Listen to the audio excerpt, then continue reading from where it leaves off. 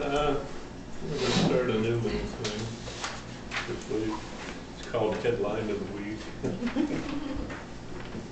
I read this morning. Did you? Yeah.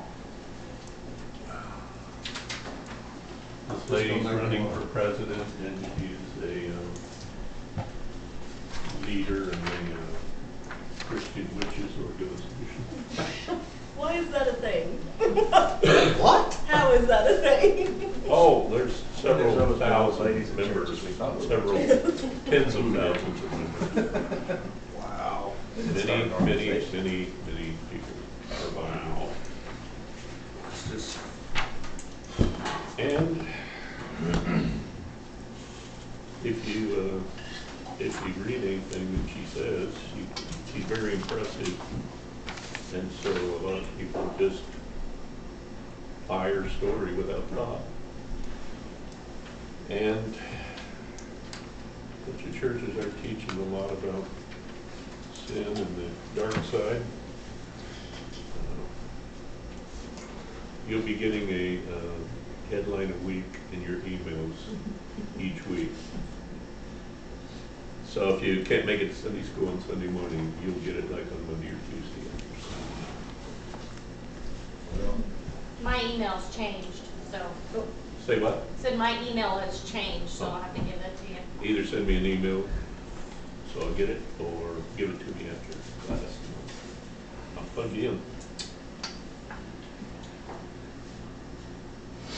in. Okay, last week we started Romans chapter 13. And if you weren't here, we'll do a quickie. Question number one, why does the Bible use submit instead of obey anytime it's talking about government authorities? The word obey is found 362 times in the Bible. Obey, obedience, obeying, obeyed. And every time the word obeyed is used, it's referring to your relationship with God. Or a consequence of, in Saul's case, a consequence of what happens if you're not obedient to God, and the consequences of that. What's the difference between obey and submit? Obey, you just do it blindly. If God says do it, in faith, you just take off and do it. If the government says do it, you're supposed to evaluate, you're supposed to decide whether you can do it with a good conscience and without violating your beliefs. And if you can't, then you take a stand, but you don't run from it. You don't run from the consequences. We talked about Daniel last week. The proclamation went out that you can only pray to the king for 30 days. Daniel goes up, opens up the shutters on the main street of town, kneels down, and faces the east and prays in front of God and everybody in Babylon. They throw him in the lion's den. He's in there for 3 days. And then the king kind of reveals his true heart, because he goes down and he opens up the den and says, Daniel, are you okay? And that was really a statement of faith. I mean, you know, what were the chances Daniel was coming out of that? But he was okay, and then the people who conspired against him got fed to the lions. And same story with Meshach, Shadrach, and Abednego. Same story with Jesus. Same story with all the apostles but one. They all died martyrs' death because they took stands for their faith. And that brings us to question 3. What if the government is corrupt? What if? Yeah. I should say, well, the government is corrupt. Yeah, when the government is corrupt. Because all governments end up corrupt. Go look at history. Name me one government that did not end up corrupt. Remember what the alternative was to government?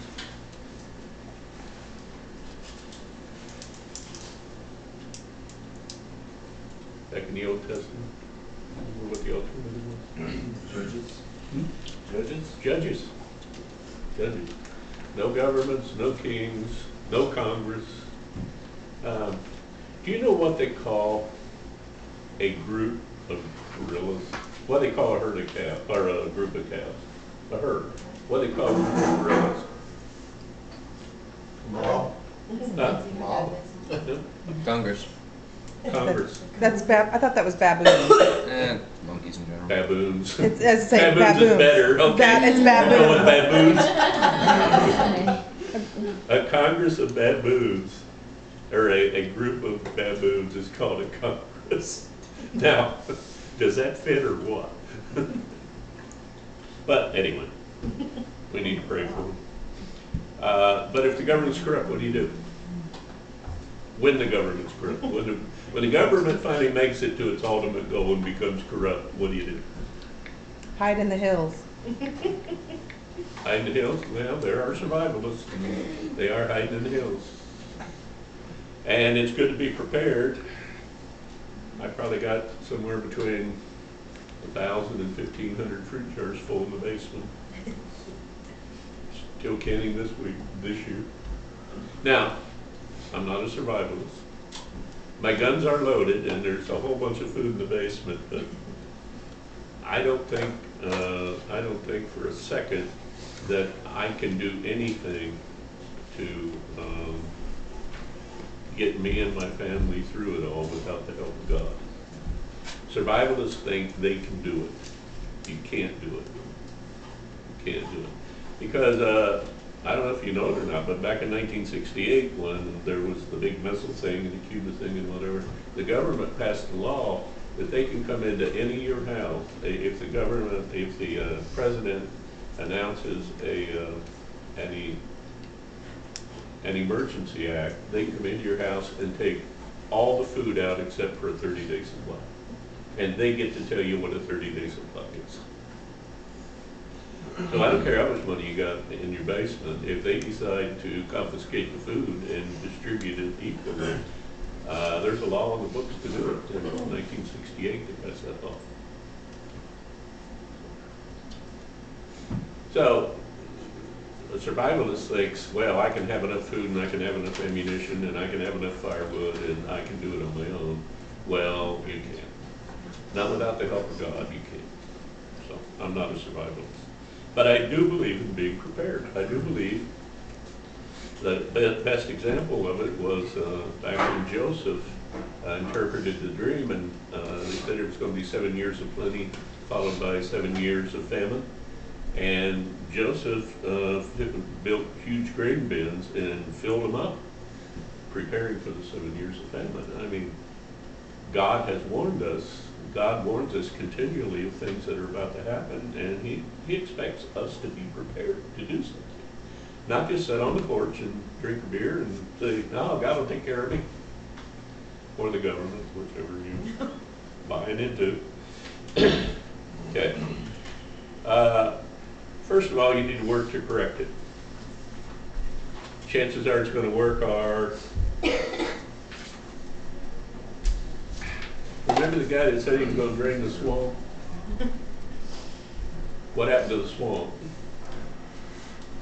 Got a little more water in it. The water just got deeper. They said, no, you're not. You're not messing with us. And now we got this war of politics. Washington's basically spending $1 billion every 3 days, and nothing's getting done. Nothing. And I'm not pushing Democrats or Republicans. I'm just telling you, nothing's getting done anywhere. Because governments never work. They should, but they don't. It always ends up they have the power, so they do what they want to do. First thing you want to do is try to correct it. But rebellion is not an option. Because what did it say here when we started? Everyone must submit himself to the governing authorities, for there is no authority except God which has established. When you rebel against the government, you're rebelling against God as well. Okay? This gets gray real quick here. Okay, this is gonna get gray real quick. What are the consequences of rebellion? Uh, Mexico has done it how many times? There was a cycle there starting in the 1700s, and about every 15, 20, 30 years, Mexico would have a rebellion. How'd that work out? Mexico's still a mess. You ever been down there? You ever been down there and left the tourist area? Let me put it that way. Okay. Well, I have.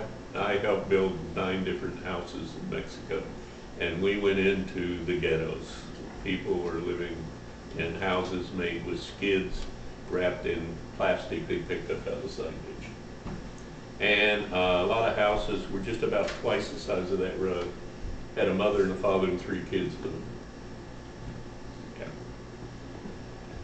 And I'm not just talking about a family here and a family there. I'm talking about whole huge communities on 1,000 acres side by side. You can't walk between the structures. I'm talking about. We were driving down to one of them today, and I gave the girl in the, she wanted to ride shotgun. I said, well, if you ride shotgun, you have to take pictures. I said, that's great. So we're riding down the road, and she's not taking any pictures. And I said, Patty, why aren't you taking any pictures? She said, this is a landfill. I said, no, Patty, those were houses out there. I said, no, it's piles of junk. I said, Patty, those are houses. She said, it's not possible. So I pulled over, and the minute we pulled over, the kids started pouring out of those piles of junk, begging for money. Just big, they just looked like piles of plastic or piles of roofing. They would take skids or whatever they could, they'd wire them together to make walls, and then they would put whatever they could find over the top, and then whatever they could find to pile on top of that to keep the rain out, that's what their house was. And Patty she started crying. She said, I want to go back home, I want to go back home. I said, no ma'am. I said, you came down here to build a house, and you're building a house. Turned out to be the best worker of the week. I mean, that kid, when she first saw how miserable, you've been to India, right? What's it like out, you know, that there are some people who are moderately successful, but there's a lot of people living in. There are definitely tribal areas, which we spend a lot of time traveling through, and you see houses like that are just made out of whatever. You see a lot of houses that are made out of dirt, like just mud caked together, and you know, it's just whatever you have available to you. Whatever you can find to pile together to protect your family. That's all there is. Okay, so the consequences of rebellion are death, destruction, loss of our witness. If we're going to say we study the Bible, and the Bible says be obedient to your authorities, then if you start the rebellion, there are going to be some difficult questions. If drafted by the government, serve righteously. You know, even in the Army, they teach you that you do not have to do anything against your moral beliefs. If you think that you've been given a command to do something that's immoral, you're expected to push back. Like if your captain says, murder the whole village, you don't have to do it. Now, you may be tried for treason if he files charges against you. You may have to prove your case. It's not going to get ugly and sticky, but we were trained in basic training that you did not have to do anything that you believed was immorally incorrect, was morally incorrect. You didn't have to do it. So you push back. If you called in the government, serve righteously. What is God's will ultimately? What is God's will ultimately? That's the question. Okay? Some wars are ordained by God, God's perfect will, versus God's permissive will. God's perfect will is that there be no more wars. But in a in a world run by sin, is that ever going to be possible?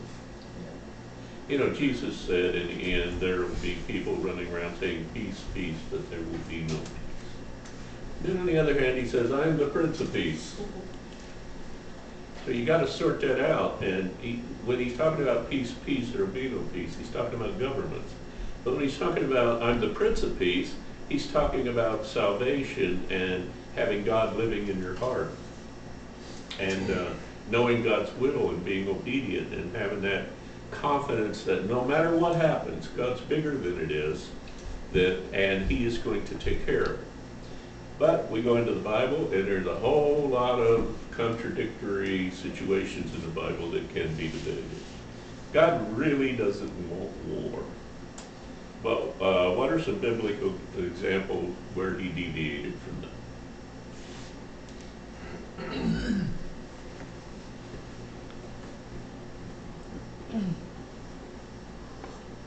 You know, it says in Leviticus and Deuteronomy, it says, thou shalt not kill. If you keep on reading for about an hour, you'll come to Jericho, and it says, go into Jericho and kill them all. Kill every man, woman, child, every animal. Don't keep a cow. All the gold and everything, burn it to the ground. Now, how do you reconcile that? I believe what the God meant in the commandment of not saying thou shalt not kill is thou shalt, I mean, he left it pretty plain, pretty short, that you don't do it. But But what's the word kill mean there in the ancient Hebrew? I don't know ancient Hebrew. It means murder, but you're on the right track. Go ahead. I think what he's driving at on the Ten Commandments, the Ten Commandments is a personal, it's for every individual. Okay. It is for every individual. We should not covet the neighbor's property. We certainly shouldn't kill for our own vengeance or hatred or lustful gain, whatever. Exactly right. But when there's Give me some examples when you could deviate from that and which you wouldn't be violating. Thou shalt not kill. when Protecting God yourself. tells you to level Jericho. Say what? I said when God tells you to level Jericho. Self-defense. God Self-defense. tells you to do it, number one. Number two, Protect yourself. self-defense. Number three, you're protecting your family. Somebody's breaking into your house and you're protecting your family. Don't get between me and my grandkids. I had a dog that was that way one time. That dog was right at my side no matter where. If I was in bed, I could roll over, reach down, touch the floor, and there'd be a dog laying there. He'd be right there. If I got up and went to the bathroom, he'd walk to the bathroom with me, lay down in the hall, wait for me to leave the bathroom, right back to bed. That dog. If my wife sat down beside me on the couch, that dog would crawl up between us and wiggle her away. Would not let her set tight to me. Would not let her do it. So you can kill by protecting yourself. You can kill by protecting your family. Your family. Can you kill by protecting your country? My what? Country, like being in the Okay. military. Give me some examples in the Bible where that might be the case. There's several. I was gonna say Joshua. Noah, or not Noah, Moses. Moses, Joshua went into the promised land and was supposed to drive every one of them out. Well, after about 40 years, they got tired of war. So they started making treaties with their enemies. And that left the Arabs on Israeli real estate. Do you know that if the Jews were occupying the promised land, there would be no Arab countries? Because it runs from the Red Sea to the Mediterranean Sea, from the Nile River up to the southern Turkey border. That was all supposed to be Israel, not just this little bitty place surrounded by enemies. It was all supposed to be Israel. If they had done what God told them to do, if they had gone in and ran them all out and maintained their borders, we would not have the mess we have today in the Middle East. They wouldn't be there. Okay. Now, was it fair to Jericho? We're dealing with a gray area here. Was it fair to go in and kill the children, the men, the women, all the animals? Was it fair? No. Okay, what they do initially? They went in, they spied out the city. They sent in spies went in the city. What did Rahab tell the spies? You guys need to go back and read this story. To get I out. forget. To get Rahab out. said, huh? To get out, because they were gonna be killed. Yeah, you need to get out, they're gonna be killed, but what did she say about the people of Jericho? She said they tremble with fear because they've heard what your God did in Egypt, and they've heard what your God did at the Red Sea, and they've heard how your God has protected them in the wilderness, and they are trembling in their boots. Okay. So, then Joshua immediately attacked, right? Nope. No. What do you do? Walked around the city. For 7 days, they marched around the city and went back to their camp. What was going on there? What do you think that was all about? Giving them a chance. Huh? Giving them a chance. He was giving them a chance to leave town. He was telling them, look at my army. We got an army that can completely surround your city. You know what happened when people opposed God's people. Get out of town. I hope some of them were smart enough to go, but there's no documentation that any of that ever happened. What about the children that didn't have a choice? Their parents tell them what they can and can't do. They can't just, babies, they can't just get up and walk out. Who's responsible for a child? The government The or the parent. parent? The parent. The parent should have taken their children and should have gotten out of town. You know, if the parents aren't going to be in charge of the children, what do you end up with? A welfare system that doesn't work. If they had kept all the children of Jericho and put them under food stamps or government subsistence, then they would have stopped being Israel and started being the United States. You know what the biggest expense in our government is? Welfare. Welfare. Social programs, welfare, Medicaid, all that, all that, right down the line. The biggest expense by far, not even close, over half of our money is spent taking care of people because the parents aren't doing it. They're not working, they're not providing, they're not doing it. Hey, Hi. there's lobster in the Lobster? Oh, I'm gonna try that. All right. There's Joshua, there's Gideon, there's David, there's all through the Bible, we find God leading his armies, the armies of his people against their enemies. But their righteous wars, their wars, you know, if you look at the situation in Israel today, when does Israel shoot at the Arabs? Every time, without exception, when does Israel pull the trigger? after they've been fired upon. Hmm? After they've been fired After upon. they've been attacked. Okay? Syria, the Hezbollah shoots 40 missiles into Israel, and they send a couple jets over to wipe out the missile site. I mean, they've shown great restraint. They're getting beat up in the newspaper over and over and over again, but the bottom line is, they're just defending themselves.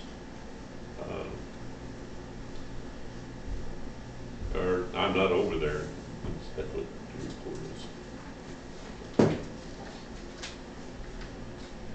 is. You got all these examples in the Bible. Is Israel the place that, is Israel the place that, like, you've got, like you said, 40 missiles that's going towards them, but for some reason they're all bouncing off and it's not hurting it at all? Is Well, that they've got a really good anti-missile system, number 2. because there's- God's protecting it? Is that, There's dozens and dozens and dozens of situations where the rocket gets through and then blows up midair.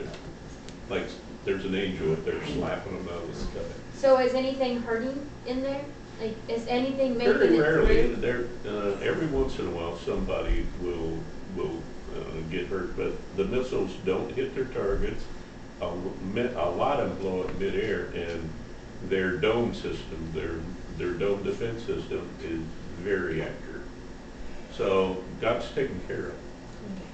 And they show great restraint. I mean, they'll wait until the 40th rocket's fired before they scramble their jets and go do something about it. They try to live in peace as near as you can tell from what you get on TV. And don't listen to CNN if you're looking for it. Not gonna work. Okay, why give money to a corrupt government? I just hate the thought that maybe my 1 penny of my dollar is going to be used for an abortion. But what are my options? Jail. Jail. Pay your taxes or go to jail. What did Jesus say? Give to Caesar what is Caesar's. Yeah. Give unto God the things that are God's, and give unto Caesar the things that are Caesar's. Let's face it, some of that money is giving us highways, some of that money is giving us infrastructure, it's giving us water systems, it's giving us regulation to keep our food safe. But a lot of it's being wasted. So how do you reconcile that in your mind? I'm sending money to a corrupt government that's messing. You know? How do you sleep at night when you think that your money is being used to improperly or to kill babies or whatever? No, God is fully in control. Know that God is fully in control. And it's not my sin. God said, give unto Caesar the things that are Caesar's, pay your taxes. Okay. I pay my taxes honestly. The bottom line is, what they do with it is not my sin. It's not for me to judge them. But don't think for a second God's sent them to them. He is going to come down on this nation one day with a hammer, and it's going to be ugly. What's the only thing stopping him from doing it today? Our righteousness? It's not time. Hmm? It's not time. It's not time. What is it? What's restraining God from bringing judgment upon America today? Right now. I like to think that it's because as long as there is one person out there who is willing to listen and willing to accept Christ, as long as there is still one out there who it won't fall on deaf ears and a stone cold heart, then everybody else is okay. But there's also that alliance with Israel. Both points are well taken. Our God is a very, very patient God. Now, his patience don't last forever, but he promised Abraham, those that bless you I will bless, and those that curse you I will curse. If we ever turn our back on Israel, you better be ready for hard times, because we deserve it. Not last fall, but the fall before, they celebrated the 60 millionth aborted baby. That's a whole generation of people. 60 million people is a whole generation of people. During that period of time when it was at its highest, if we hadn't had immigration, our population would have been declining. We were killing so many babies at certain periods of time since this thing has started. At the peak of it, we were killing more babies than were being born. And the only reason our population was continuing to grow was immigration. People came in from other countries. As fast as they could, skipping all the legalities of it. Say what? As fast as they could and skipping all the legalities of it. Oh, yeah. And there are no legalities now. You can abort a baby now after it's born if you just don't like the looks of it. In New York State, you can abort a baby. But you know, I always have contended that the best way to handle the rebellious child, was for the government to pass a law that we can abort them until they're 18. I saw There'd be a whole new attitude in the teenagers. I saw on a TV special several years ago, and it was on the herds of wild mustangs. Okay, wild horses, and this mare laid down and gave foal, and something wasn't right with the foal. It wasn't getting up. It wasn't nursing. It wasn't right. Okay, and the stud of the herd comes around, kind of shoves her off, gives the colt a sniff, and it was one of the most violent things I ever seen in my life. But that stud grabbed a hold of that newborn colt's neck, picked it up and shook it, broke its neck, killed it because the colt wasn't right. With this kind of legislation and these kinds of law, all that does is say that we're no better than the animals. We are turning into just another beast. Exactly right. You're exactly right. God gave man dominion over the animal kingdom because of his God-given superior intelligence. There was a professor that did a thing in a class one time. He said, okay, this is a true story. We've got this baby, and its father's going to die of syphilis when it's 2 months old, and there's going to be nobody to take care of it. It's in a society that does not have social programs, so the mother is going to be on her own to do everything she can for that baby. The baby is going to live to be 2 years old, and the mother is going to die of consumption, tuberculosis. Okay? The baby's going to go into an orphanage system that is highly abusive, and by the time the baby reaches somewhere in the teens, I think it was 15, 16 years old, the baby is going to be dead. Would it be okay to abort that baby? Because it's going to have nothing but suffering its whole entire life. The whole class said yes, and they aborted Beethoven. They aborted who? Who did they abort?